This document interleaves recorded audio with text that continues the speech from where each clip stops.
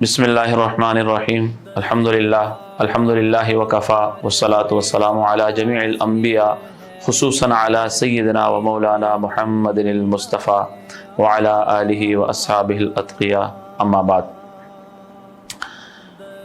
اللہ رب العزت نے عربی زبان کو یہ اعزاز بخشا ہے کہ اللہ رب العزت نے اپنا آخری کلام قرآن مجید عربی زبان کے اندر اتارا ہے۔ اسی طرح رسول اللہ صلی اللہ علیہ وسلم کی جو مبارک زبان ہے وہ بھی عربی ہے، اور جنت والوں کی جو زبان ہے وہ بھی عربی ہوگی۔ عربی زبان کو باقی زبانوں پر یہ اعزاز حاصل ہے کہ بہت زیادہ یہ فصیح اور بلیغ زبان ہے، اور اس زبان کی بہت زیادہ وسعت ہے۔ یعنی انسان اگر ساری زندگی بھی عربی زبان پر لگا دے تو وہ یہ نہیں کہہ سکتا کہ عربی زبان کا مکمل جو ذخیرہ الفاظ ہے وہ مجھے پتہ ہے اور مجھے عربی زبان کی مکمل مہارت حاصل ہو گئی۔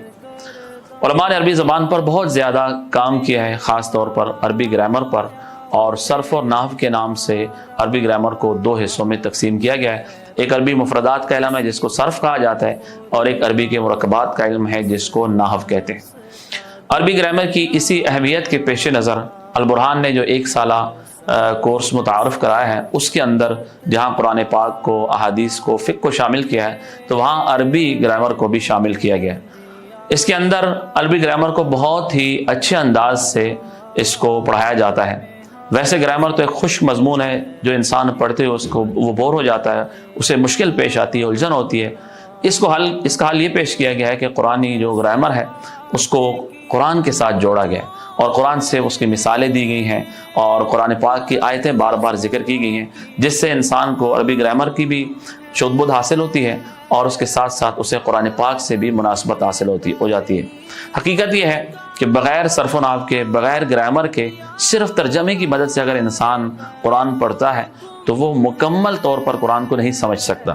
اصل میں ایک آپ ترجمہ سمجھے، اور ایک عربی انسان کو اتنی آتی ہو کہ وہ براہ راست قرآن کو سمجھ سکے۔ جب انسان براہ راست قرآن کو سمجھتا ہے، نماز میں قرآن پڑھا جا رہا ہے اور کہیں پڑھا جا رہا ہے، انسان کو عربی آتی ہے، انسان اس کے مفہوم کو، الفاظ کو سمجھتا ہے، تو اس کا اپنا ہی ایک لطف ہے۔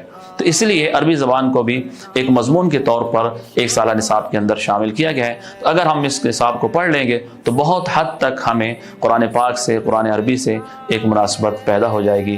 اللہ رب العزت ہم سب کو علم نافع عطا فرمائے۔